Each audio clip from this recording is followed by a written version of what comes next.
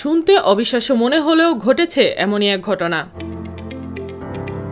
পেটে ব্যথা নিয়ে হাসপাতালে ভর্তি হন ভারতের উত্তরপ্রদেশের এক বাসিন্দা। অস্ত্রোপচার করার পর তার পেট থেকে মিলেছে 29টি স্টিলের চামচ, 19টি টুথব্রাশ ও 2টি কলম।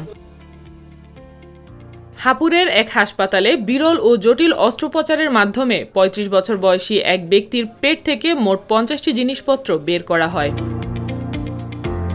ওই ব্যক্তিকে পেটে তীব্র ব্যথা নিয়ে ভর্তি করা হয়। আল্ট্রাসাউন্ডে তার পেটে একাধিক ধাতব বস্তু ধরা পড়ে। পরে সার্জনদের প্রায় কয়েক ঘন্টার অস্ত্রোপচারের পর জিনিসপত্র বের করা হয়। ভারতীয় সংবাদ মাধ্যম এনডিটিভির এক প্রতিবেদনে বলা হয়েছে, হাপুরের বাসিন্দা সচিন মাদকাসক্ত ছিলেন, তাই তার পরিবার তাকে গাজিয়াবাদের একটি মাদকাসক্তি নিরাময় কেন্দ্রে রেখেছিলেন।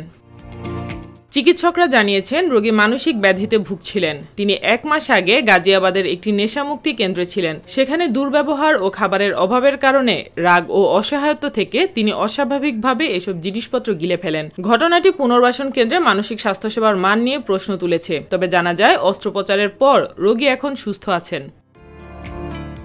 চিকিৎসকরা জানিয়েছেন, রোগী মানসিক ব্যাধিতে ভুগছিলেন। সাইমা আক্তার, নিরপেক্ষ।